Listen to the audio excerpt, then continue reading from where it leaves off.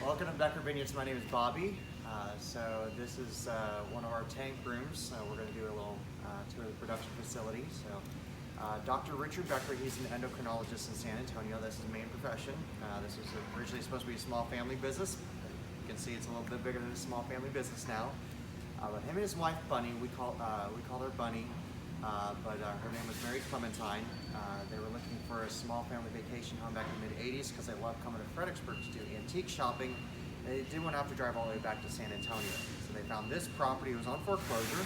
And Dr. Becker contacted the real estate agent that had it on listing and said, hey, this is what we're going to offer. What do you think? Real estate agent says, way too low an offer. We're not taking it. See you later. So some time went by. Real estate agent called Dr. Becker back and said, hey, is that offer still on the table? He's like, of course it is.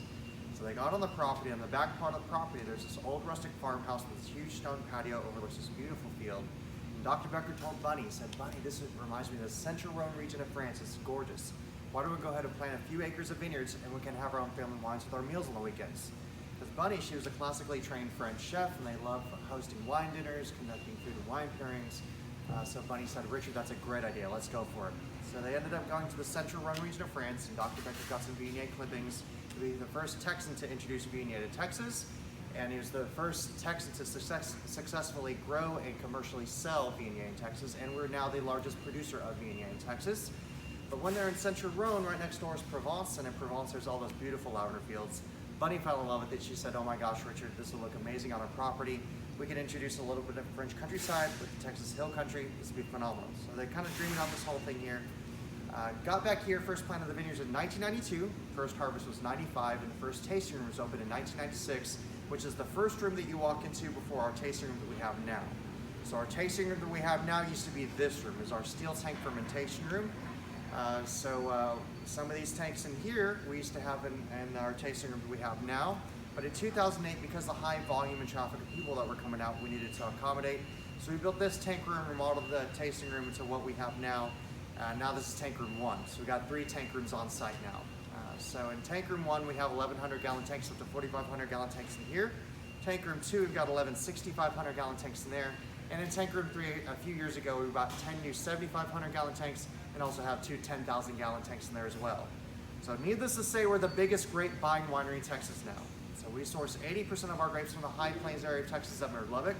So Terry County up there, that's the grape growing capital of Texas, and there's 5 little small towns that we source from up there. It's Brownfield, Sundown, Meta, Plains, and Tokyo. Yes, there's a Tokyo, Texas. It's actually T-O-K-I-O instead of Y-O, and they don't serve sushi there. Even if they did, probably wouldn't want it being up near Lubbock.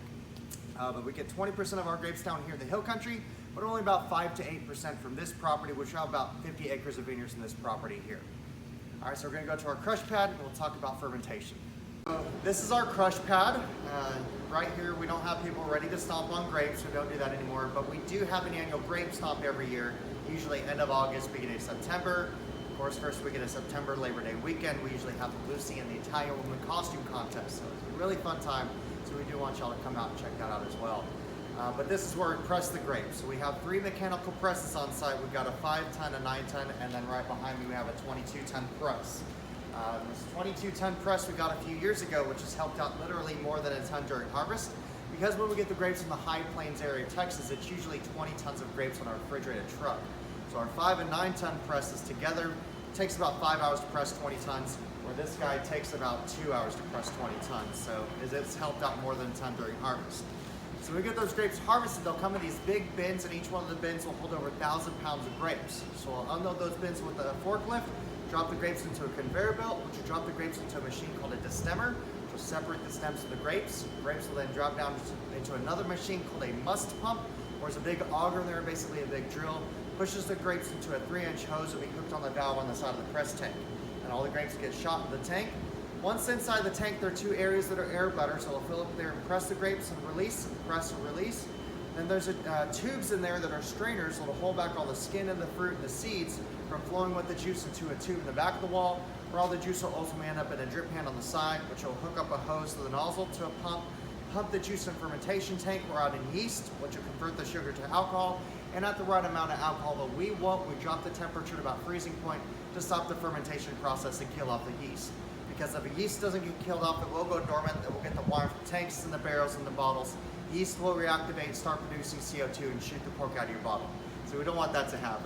That's kind of white wine in a nutshell. Red's a totally different process, because if you take a red grape off the vine and squeeze it, what normally comes out is clear liquid. So we'll leave the whole red grapes in the fermentation tanks for a couple weeks to get the color extraction. Now all the grapes are pressing on each other, juice is being expelled, everything kind of wants to float towards the top of the tank. What happens is a must cap is formed. So we have to break that off to release the CO2 and the heat that's being built up in the tank. So we'll do something called pump overs twice a day for 2 weeks. And what that is, we'll hook up a hose to the bottom of the tank to a pump, have a longer hose that goes over the catwalk into the tank, and we'll just churn everything through. Pump it all together so we have a nice evenly balanced wine, and you have that nice rich red color to your wine that you like. After those couple weeks, we'll pump that juice out in a separate fermentation tank, dig out those grapes, get in the press tank, press out the rest of that juice, get that juice back in the fermentation tank for a second fermentation process, which is called a malolactic fermentation, which adds kind of a smooth characteristic to red wines. This is like a private joke. I'll do it. All right, guys, we're gonna go into our barrel warehouse where we age our wines. Okay, so this is our barrel warehouse. So I like to call this our supreme selfie room because everybody loves taking selfies in here. So we are the largest barrel program in Texas. So this is what makes Becker Wine, is our barrel program. So with the barrels, we don't make the barrels on site. We buy them from cooperages. And a cooperage is where they make barrels. People like cooperages are called coopers. That's not their name, that's what they do. Like a blacksmith is someone who works with metal, a cooper is someone who builds barrels. So what they'll do is they'll start off with a nice big log and they'll do cross-cut sections of that log to make the tightest grain possible. And you'll see on some of the heads of the barrels where it says 36 months. That's not how long the wine ages in the barrel, that's how long the wood cures before they make it into a barrel. So for 3 years, planks will sit out and age and cure before they even make it into a barrel. After those 3 years, they'll take the planks, they'll build the edges of the planks to basically make puzzle pieces where they'll fit uniformly in a circle, because the wood's not naturally pliable, it doesn't want to bend. When they set it in a circle, light a fire in the middle of the barrel, rotate the barrel around the fire, heats up the wood, then they can start tightening down the steel bands on the outside of the barrels. So once the steel bands are tightened down, what they'll do is they'll toast the inside of the barrel to a medium plus toast. We never want to use a heavy toast because we feel like that takes away from the wine. It kind of causes the wine to burn all the way down. We want a nice smooth finish in that medium plus toast. Opens up different flavor profiles that will influence the wine, give the wine kind of smoky characteristics to it as well. Now there has to be an area where the wine goes in, right? So there's holes in the barrel. And look it up, the scientific term for the hole in the barrel is called the bung hole. It is the bung hole, and the rubber stop is called the bung. So the bung goes in the bung hole. It's a legitimate term. It is hilarious though. So we use French and American oak barrels with the wines, primarily with the whites. We use French oak, with the reds we use American oak. But depending on Dr. Becker, the winemaker, they will transition from barrel to barrel to kind of have different flavor profiles and characteristics of the wine that they want.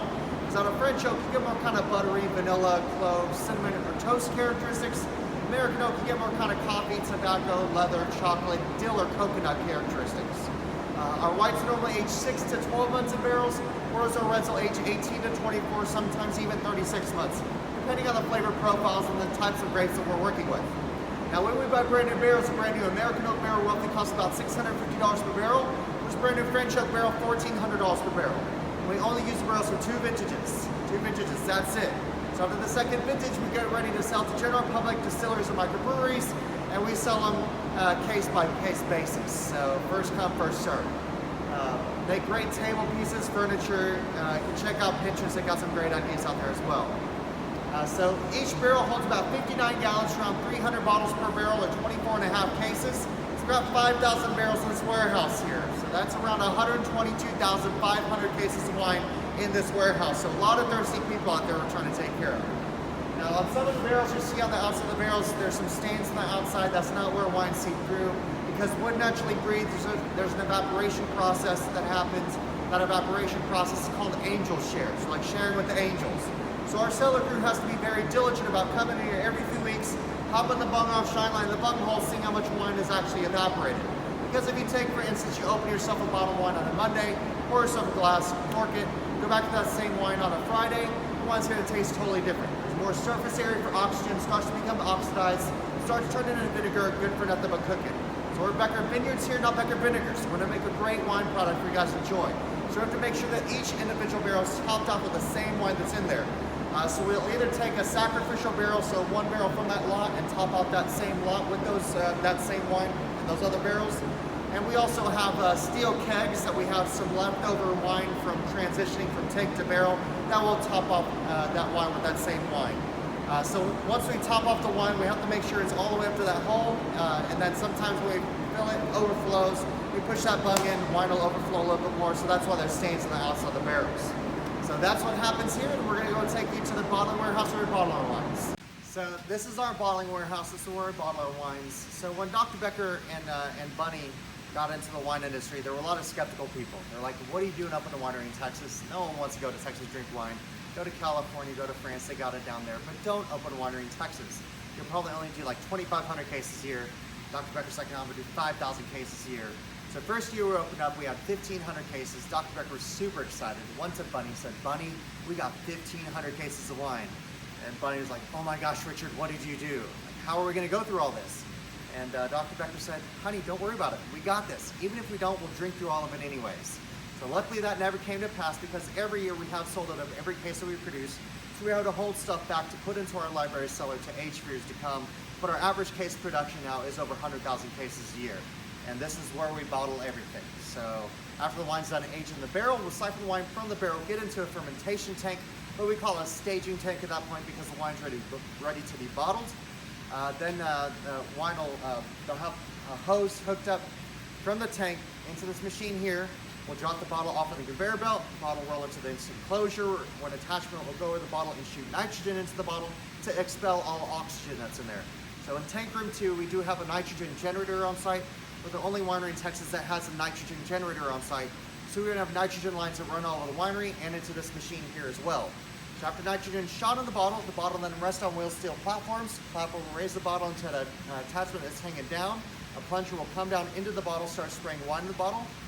Once the wine's filled all the way up, plunger will release from the bottle, platform lowers the bottle into a separate carousel, or the cork is basically sucked in the bottle. So we use all natural corks, we don't use synthetic corks, we don't use screw tops. Dr. Becker is very traditional, loves the natural corks, so we pay the highest price for the best quality cork possible so that there's no cork stain or bacteria growing with your wine. So after the cork's sucked in the bottle, goes around the cul-de-sac there, where the bottle will go into a separate enclosure, where a foil capsule will go over the top of the bottle. So you don't necessarily need anything covering and protecting your cork, it's just tradition. Because many years ago, the French would bottle their wines, they cork them, get their wines down in the cellars. They would have rats down there that would gnaw on the corks would spoil, wine would see through. They're like, oh my gosh, what do you do? So they came up with this genius idea, we're putting lead caps on their bottles. They got lead caps on the bottles, got the wines down in the cellars, rats would gnaw on the lead caps, they get lead poisoning, they would die. So, needless to say, you won't see lead caps on your bottles anymore. Normally you'll either see foil or plastic, sometimes even wax cannery cork, but here we use foil. So after the foil's put on, there's a device that goes over the top of the bottle, smooths the foil to the contour of the bottle. Then there's an area where the label tape is stretched out, where the bottle will then roll against the label tape, get the label on both sides, comes out the other end where we'll pull the bottle off the line, get into a case, push the case through tape dispenser, put the case over the pallet, fill up the pallet, and get it into a machine which will spin the pallet, shrink wrap it up, get it ready for distribution or tasting room.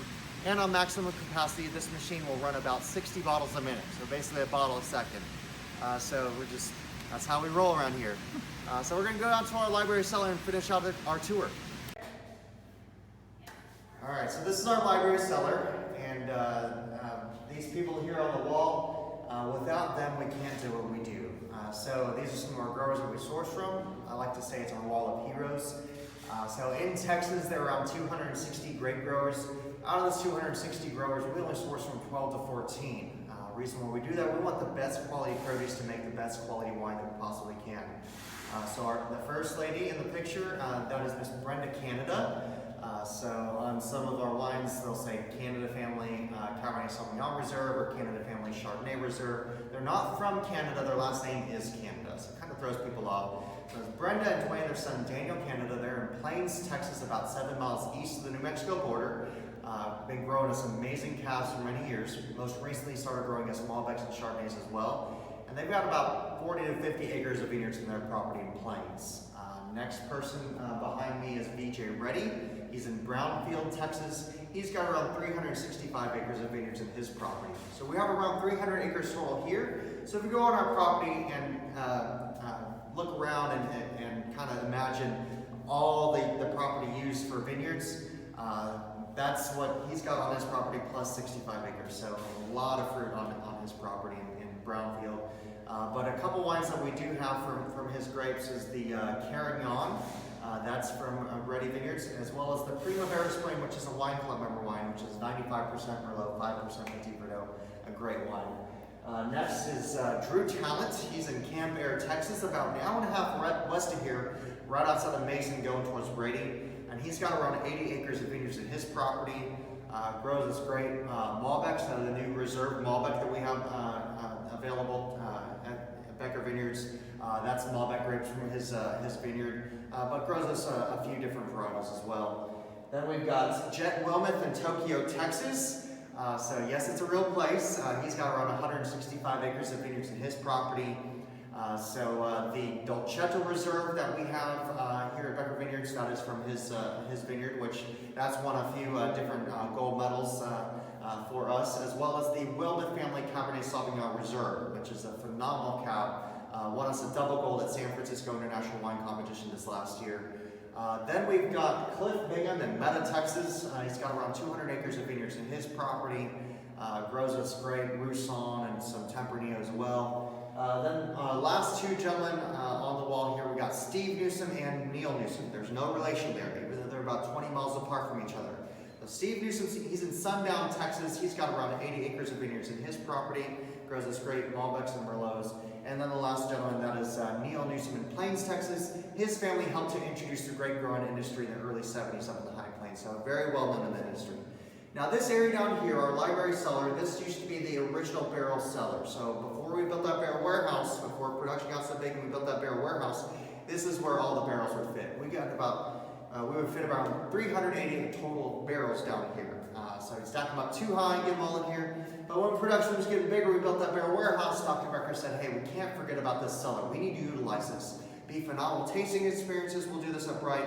So they stained the concrete out of the rack wall that holds about 5,000 bottles, out of the track lighting as well. Then a couple of artists, Lee and Matt Casbeer out of Johnson City, came out and painted the murals on the walls for us to add a little bit more depth and experience to the cellar down here.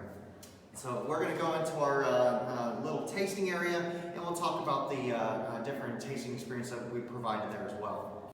So in this area, we do some elevated tasting experiences in here, usually every weekend. Sometimes we'll do an elevated tasting experience called the Library Tour and Tasting, which that's $60 per person. Wine club members get a 10% discount. We start you off in tank room 1, do tank samples, take you to the barrel warehouse, do barrel samples, then take you down here and do a pre-selected flight of 3 older library wines down here, then have a little charcuterie plate in front of you as well, little meats and cheeses to pair with the wines and cleanse your palate between each tasting. Great experience. Other weekends we'll do Riedel glassware tastings down here as well. So we switched to Riedel glassware a few years ago. Reason why we switched to the Riedel Glass Company, they are a family owned and operated company, as are we. But they've been around for over 260 years, close to 300 years now. They're the 11th generation family member that owns and operates that company. And their business motto is that your glass is a messenger for your wine. So they want to give you the best experience with your wine as possible, as do we. The Riedel tasting experience, that is $75 per person. Wine club members, of course, get a 10% discount. We'll set you up for 3 different glasses. We'll do a Pinot Noir glass, an Old World Syrah glass, and a Cabernet Sauvignon glass to show you that the type of glass does matter with the type of wine that you have. Those 3 glasses in distribution and retail cost about $104 for that 3-pack, but here's $75 to do the experience, and you get to keep the glasses at the end, so really cool deal. But we should sit you down at this beautiful table. This is Mexican mesquite wood from Chiapas, Mexico. References ironwood, very heavy stuff. Cannot put this at all. Nice chairs, nice straight back. Makes it feel really important sitting on these tables here. Also, in that little room behind me, those 3 middle racks, as well as the big rack wall with the barrels that we were just in. Some of those wines are available to purchase in our tasting room. They are or online as well. They are under our library wine selection. Some of those wines go for about $60 a bottle, up to $80 a bottle. But the wines along the walls in that room, those are Dr. Becker's private stash, so we don't touch those. We leave those alone. So for the first bottle of wine that was produced on site to the most recent one we get low in the tasting room, we'll bring it down here to age for years to come. Well, it's been a pleasure taking y'all on the tour, and we hope that y'all come out soon.